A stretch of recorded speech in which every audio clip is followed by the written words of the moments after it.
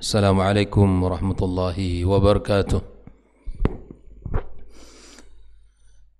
Innal hamdalillah nahmaduhu wa nasta'inuhu wa nastaghfiruhu wa nastahdihi wa na'udzu billahi min shururi anfusina wa sayyiati a'malina. May yahdihillahu fala mudilla lahu wa may yudlilhu fala hadiya lahu. Asyhadu an la ilaha illallah wahdahu la syarika lahu wa asyhadu anna Muhammadan 'abduhu wa rasuluh sallallahu alaihi wa ala alihi wa ashabihi wa man sara ala nahjihi wastanna bisunnati ila yaumil qiyamah. Qala ta'ala ya ayyuhalladzina amanu ittaqullaha haqqa tuqatih wa la tamutunna illa wa antum muslimun. Allahumma inna nas'aluka ilman nafi'an wa rizqan tayyiban wa amalan mutaqabbala. أما بعد فإن أصدق الحديث كتاب الله وخير الهدي هدي محمد صلى الله عليه وسلم وشر الأمور محدثاتها وكل محدثة بدعة وكل بدعة ضلالة وكل ضلالة في النار. قوم مسلمين قوم مسلمات معاشر الحاضرين والحاضرات, al-musyahidin wal musyahidat, para pendengar Radio Rabbani dan KMTV dimanapun berada. Alhamdulillah, kita bersyukur kepada Allah Subhanahu wa Ta'ala. Pagi ini kembali kita diberikan kemudahan oleh Allah serta kesempatan dan kita bisa melangkahkan kaki menuju rumahnya yang mulia ini, melaksanakan salah satu kewajiban kita sebagai hamba Allah, melaksanakan ibadah yang sangat agung di sisinya. Mudah-mudahan ibadah kita, doa kita, zikir kita, serta ilmu yang kita pelajari menambah barisan catatan kebaikan kita di sisi Allah Subhanahu wa Ta'ala nantinya. Salat dan salam untuk Nabi kita yang mulia sallallahu alaihi wasallam. Allahumma salli ala Muhammad wa ala ali Muhammad. Semoga salat dan salam ini juga tersambungkan kepada keluarga beliau, anak dan keturunannya, dan kepada seluruh para sahabat yang telah berjuang tanpa terkecuali, dan kepada siapapun yang telah berjalan di atas sunnahnya sampai hari kiamat kelak. Ikhwafillah, pagi ini kita masih melanjutkan pembahasan tentang Al-Mulakhas, kitab Al-Mulakhas fi Syarhi Kitab Tauhid, halaman yang ke-183, bab yang ke-22. Dalam pembahasan ini di mana Syekh Muhammad Ibn Abdul Wahhab mengatakan bab ma jaa, yang datang menjelaskan fi himayatil Mustafa sallallahu alaihi wasallam, di mana penjagaan Nabi sallallahu alaihi wasallam, janabat tauhidi, kedudukan tauhid, wasaddihi kulla tariqin yuwassilu ila syirki, dan menutup seluruh jalan yang mengantarkan kepada kesyirikan.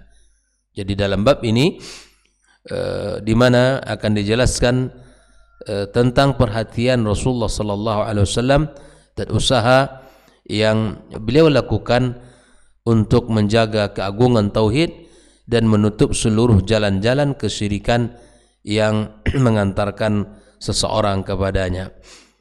Nah, di dalam bab yang ke-22 ini, masih dalam kelanjutan dari bab 19, 20, 21 dan 22, ini bagian daripada bab-bab yang masih berkaitan dalam penjelasan bagaimana Nabi sallallahu alaihi wasallam menjelaskan tentang larangan-larangan yang dilakukan oleh seseorang terhadap al-ghulu fi salihin dan al-ghulu fi quburihim. Jadi kita dilarang ghulu terhadap orang-orang saleh yang masih hidup dan ghulu terhadap mereka yang sudah meninggal dunia di kuburannya. Hadis ini bisa kita baca dan hadis ini mesti kita sampaikan, karena hari ini banyak orang datang ke kuburan, nyanyi-nyanyi di sana, joget-jogetan, bukan malah mendoakan si mayit, atau bukan malah mengambil pelajaran dari kehidupan mereka yang sudah berakhir, justru diyakini ada ritual-ritual tertentu, datang ke kuburan, joget-joget, nyanyi-nyanyi, ya di situ. Ya. Nyanyian yang itu dibungkus dalam bahasa zikir. Ya, bahasa zikir. Nah, ini tentu sungguh jauh dari apa yang disampaikan oleh Rasulullah sallallahu alaihi wasallam.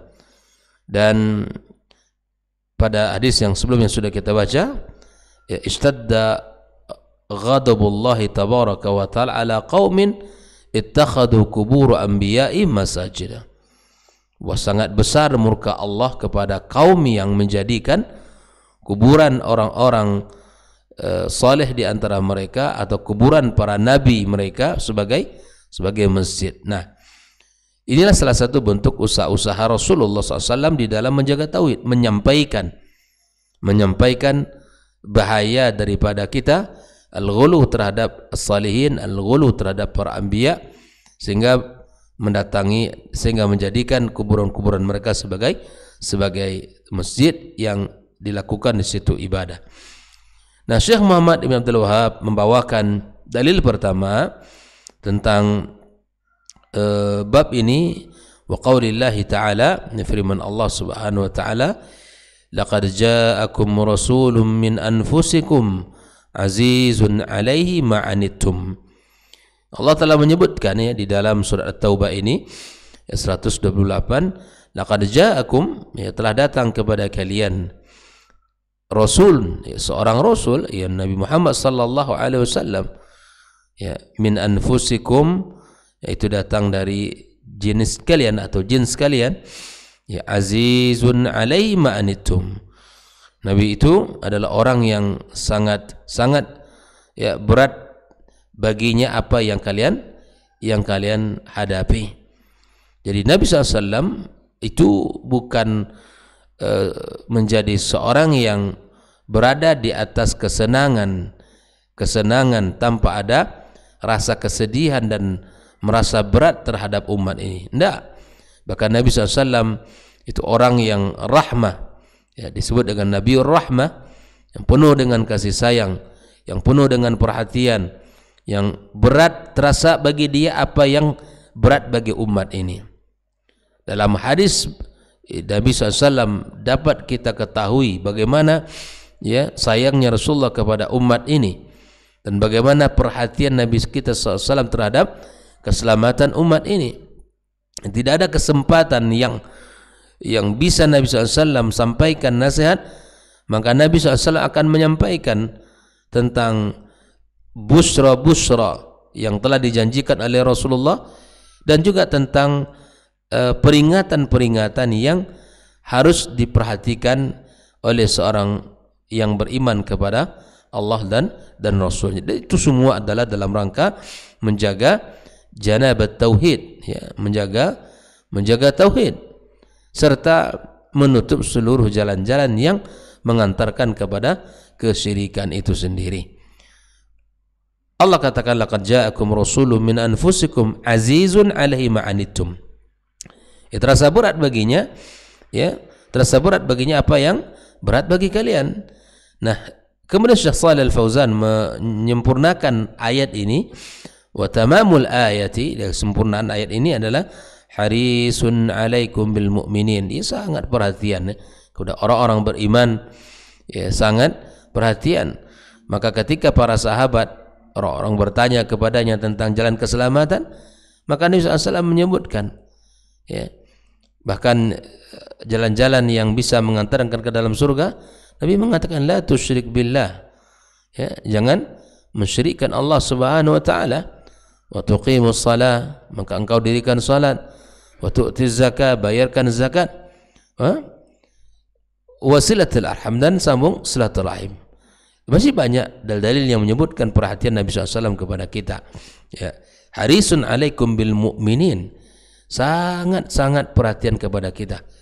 Bahkan di dalam sebuah riwayat, ketika Rasulullah SAW dimintai oleh istri beliau Aisyah radhiyallahu ta'ala anha sebuah doa, ya Rasulullah ud'u li, ya Allah li, ya Allah, ya Rasulullah, kata Aisyah, doakan saya.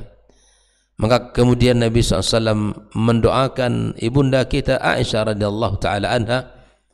Ya, dia mengatakan, Allahumma fil Aisyata ma taqaddamat wa ma ta'akhkharat wa ma a'lanat wa ma asarrat. Ya, ya Allah, ampunkan Aisyah radhiyallahu taala anha apa yang dosa-dosa yang telah lewat dan dosa-dosa yang akan datang, dan ampunkan bagi Aisyah dosa-dosa yang dilakukan dalam keadaan sendirian, sembunyi-sembunyi, atau dalam keadaan dosa yang dilakukan dalam keadaan terang-terang. Subhanallah, bukan main gembiranya ibunda kita radhiyallahu taala anha wa ardhah. Bukan gembira, bukan, luar biasa kegembiraannya itu, sehingga Nabi SAW melihat kegembiraan itu. Nabi mengatakan, wahai Aisyah, apakah engkau gembira karena doa tadi? Katanya, ya Rasulullah. Kau ketahuilah wahai Aisyah, wa innaha la da'wati li ummati, wa innaha, ya sesungguhnya itu adalah doa saya bagi umat saya fi kulli sujud. Atau kama qala Nabi SAW, sungguh itu adalah doa saya bagi setiap umatku dalam sujudku. Ya Allah, kita didoakan oleh Nabi kita SAW, harisun alaikum bil mu'minin. Didoakan kita oleh Nabi kita sallallahu alaihi wasallam.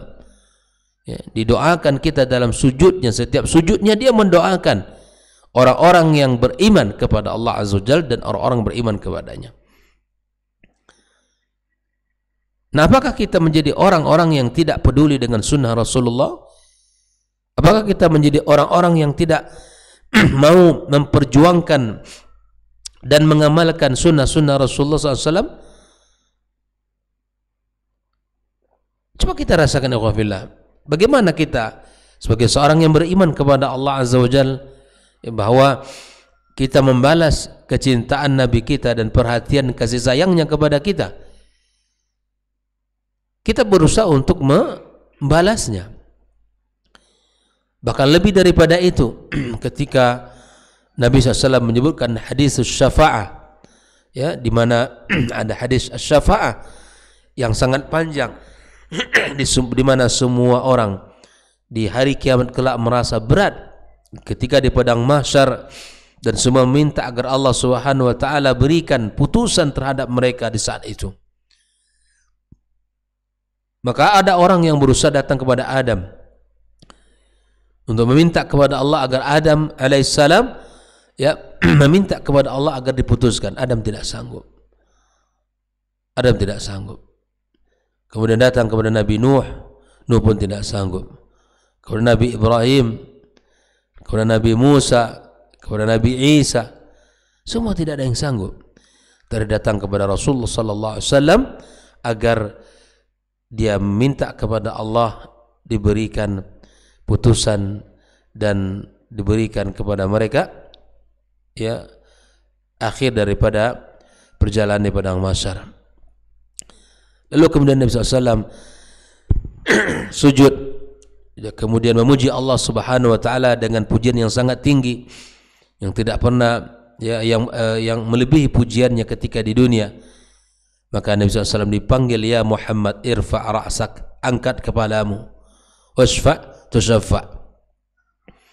Apa yang diminta Rasulullah SAW ketika itu, ikhwafillah? Yang diminta oleh Rasulullah keselamatan kita. Keselamatan kita orang-orang beriman. Keselamatan kita. Bagaimana umat dia selamat dari sisaan neraka. Harisun alaikum bil mu'minin. Dia sangat perhatian kepada kita. Tidak hanya keselamatan di dunia ini, bahkan keselamatan kita di akhirat kelak pun Nabi SAW sangat perhatian kepada kita. Oleh karena itu, ikhwafillah, mari kita buktikan cinta kita kepadanya dengan mencintai sunnahnya sallallahu alaihi wasallam. Naam, harisun alaikum bil mu'minina raufur rahim. At-Taubah 128. Lalu kemudian Syekh Shalih Al-Fauzan menyebutkan munasabatul babi li kitab at-tauhid, ketersesuaian bab dengan kitab at-tauhid. Qala anna al-musannif rahimahullah taala, Dia mengatakan sesungguhnya pengarang kitab ini Syekh Muhammad bin Abdul Wahhab lamma bayyana fil abwab as-sabiqati syai'an min himayatihi sallallahu alaihi wasallam li janab at-tauhid, di mana Syekh Muhammad bin Abdul Wahhab ketika beliau menjelaskan pada bab-bab sebelumnya yang secara khusus perhatian Nabi kita sallallahu alaihi wasallam terhadap kedudukan tauhid.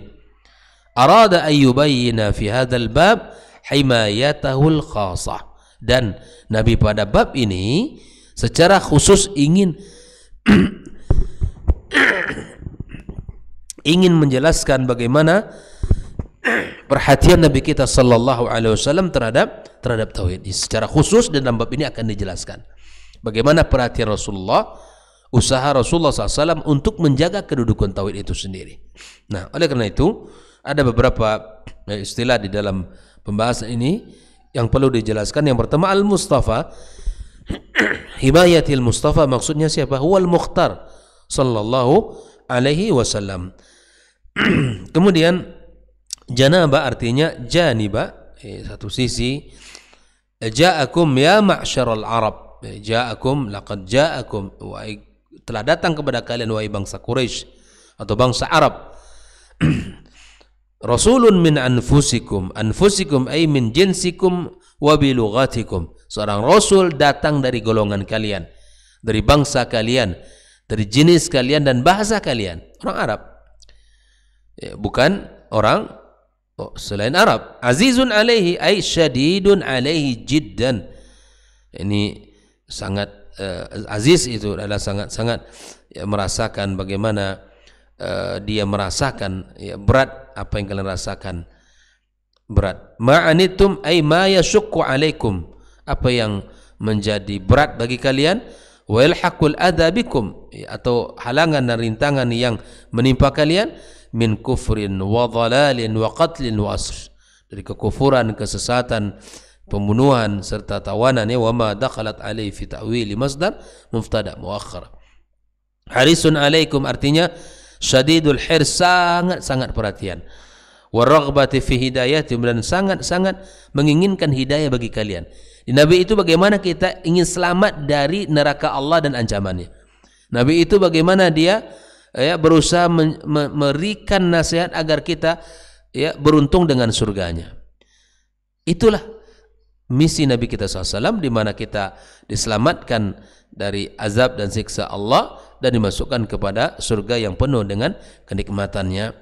Wa husulin naf'il ajil wal ajil lakum, dan bagaimana kita supaya mendapatkan hal-hal yang bermanfaat, baik yang secara cepat maupun lambat. Nabi menginginkan itu kepada kita.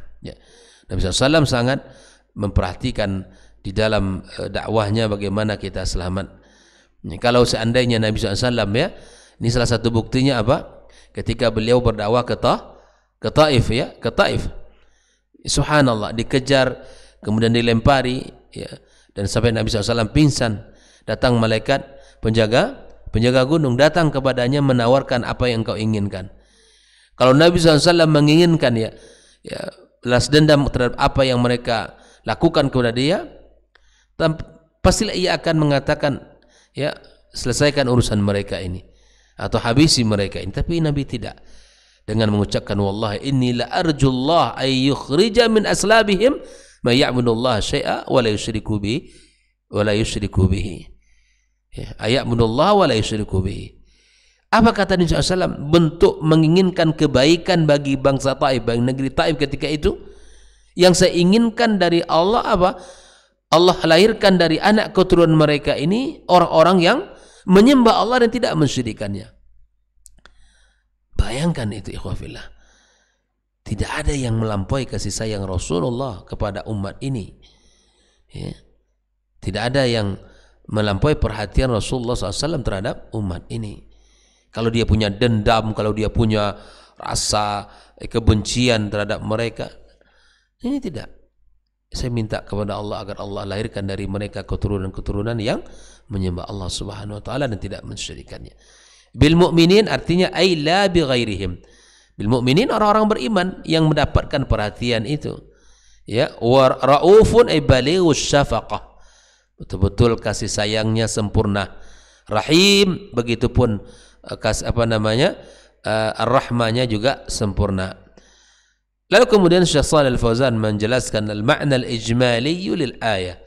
Ya, makna global daripada ayat ini apa? Yukhbiru tabaraka wa ta'ala ibadahu ala sabil imtinan. Allah mengabarkan hamba-hambanya, ya, annahu ba'atha fihim rasulan aziman, bahwa dengan diutusnya seorang rasul yang agung kepada mereka, min jinsihim, dari jenis mereka, wa bilughatihim, dan dengan bahasa mereka, yashukku alaihi jiddan ma yashukku alaihim, dia merasa berat apa yang dirasakan berat bagi umat, ya kan? Dia merasa sulit apa yang dirasakan sulit bagi umat. Begitulah Nabi SAW. Ya, begitulah dia sallallahu alaihi wasallam.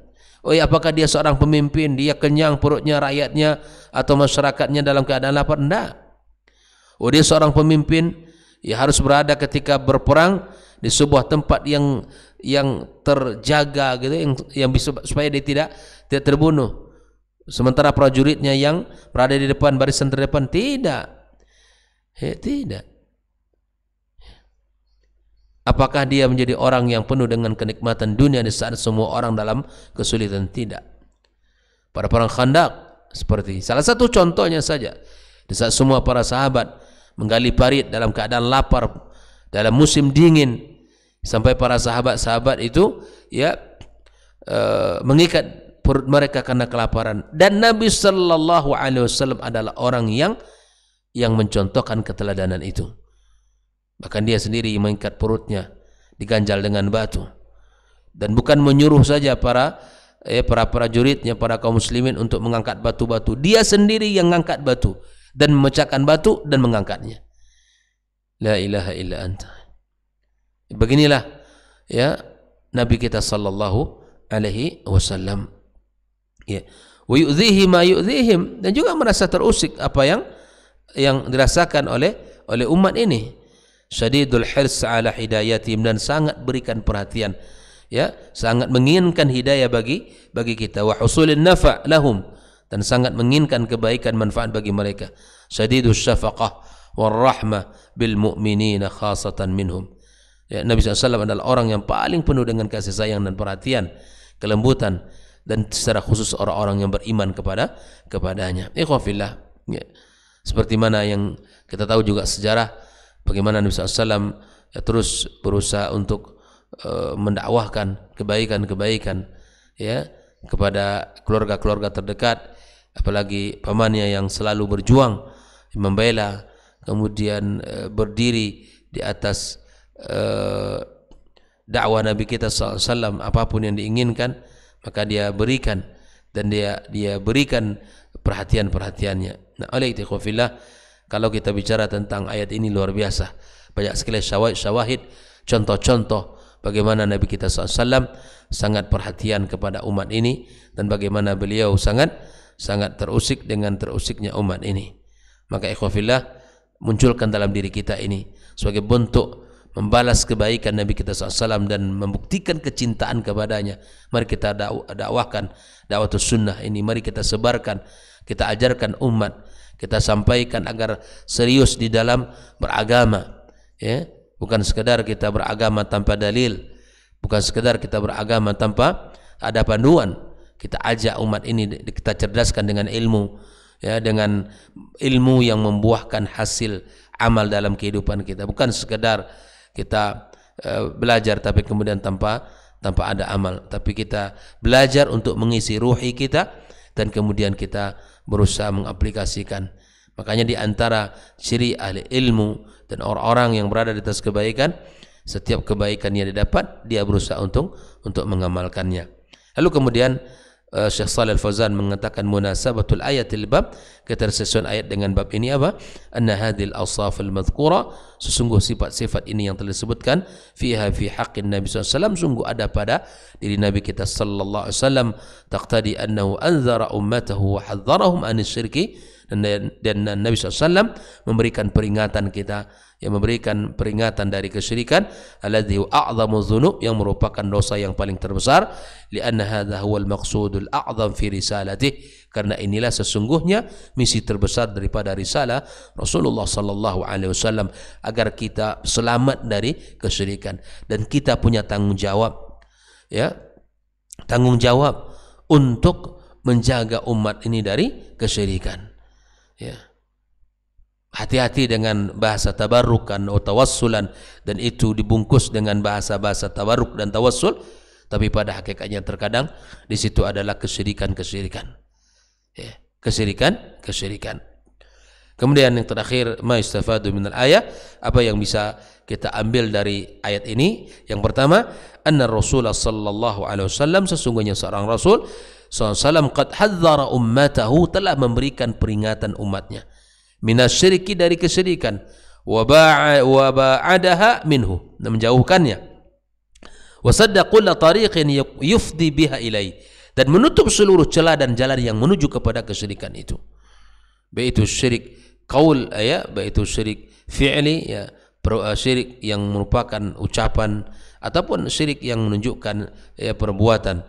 At-tanbihu ala ni'matillahi ala ibadihi, ya, sebuah peringatan atas nikmat Allah Subhanahu wa taala yang Allah berikan kepada hambanya, bi irsali hadzal rasulil karim ilaihim wa kaunuhu minhum.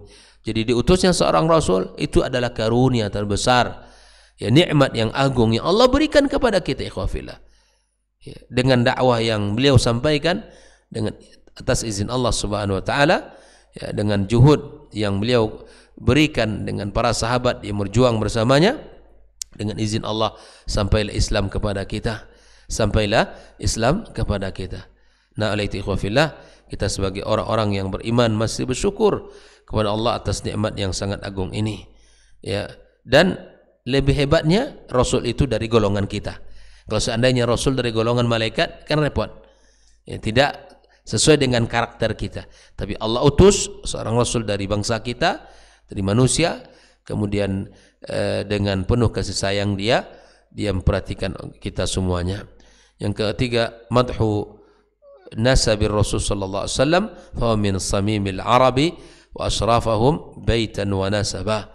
Ini merupakan salah satu bentuk pujian terhadap nasab Nabi kita SAW, yang merupakan orang Arab yang luar biasa, yang mulia, ya. Kemudian keempat, bayanu ra'fatihi wa rahmati bil mu'minin. Dalam ayat itu dijelaskan pula tentang kasih sayang dan perhatian beliau SAW terhadap orang-orang beriman. Dan yang kelima, fiha dalilun ala ghilzatihi wa syiddati ala kuffari wal munafikin. Dan beliau dalam hadis ini juga dijelaskan, dalam ayat ini juga dijelaskan tentang sikap yang ditunjukkan oleh Rasulullah SAW adalah keras, ya, terhadap orang-orang kafir, ya, dan orang-orang munafikin. Bukan kebalikannya. Orang beriman, ya, mesti berlemah lembut dengan saudaranya orang-orang beriman, dan bersikap tegas dan keras terhadap orang-orang yang tidak beriman. Ya, jangan kebalikannya. Ini kebalikan di mana orang-orang selain Islam dikasihi, diberikan perhatiannya, kemudian bahkan, ya, dipijit kakinya ketika orang-orang Islam, ya, di saat ingin belajar, ya, kemudian mereka ingin tabligh akbar, malah dihadangi, malah dihalang-halangi dengan dalih bermacam-macam, ya, alasan yang sungguh jauh dari kebenaran. Waliyadzubillah. Ya, ketika beribadah, masjid semua sudah penuh, orang diusir, dikeluarkan, karena dianggap ini adalah selalu memprovokasi dan seterusnya. Tapi ketika non muslim beribadah, selalu dijaga, ya, tempat ibadah mereka, orang yang terdepan di dalam memberikan contoh, ya, seakan-akan adalah orang yang paling terdepan, memberikan contoh hidup yang penuh dengan, ya, hidup dengan penuh kedamaian. Nah, sungguh hal yang sangat memperhatikan kita dalam kondisi dan praktek seperti ini. Nabi SAW terhadap orang-orang beriman, dia penuh dengan kasih sayang, perhatian. Tapi dengan orang kafir, dia tegas dan keras, ya, tidak ada mujamalah, basa-basi terhadap orang-orang yang tidak beriman. Ya, jelas di dalam ayat banyak sekali tentang bab yang seperti ini. Ya, semoga kita termasuk orang-orang yang cinta kepada saudara kita, sebagaimana Nabi SAW tunjukkan cinta itu kepada umatnya yang beriman kepadanya, dan kita memiliki sikap yang jelas, tidak abu-abu, ya, keras, tegas terhadap orang-orang yang mengusik Allah dan Rasulnya sallallahu alaihi wasallam. Demikian pembahasan kita pagi ini. Semoga Allah Subhanahu wa taala berkahi pertemuan kita. Wassallallahu ala nabiyyina Muhammadin wa ala alihi washabihi ajma'in. Wassalamualaikum warahmatullahi wabarakatuh.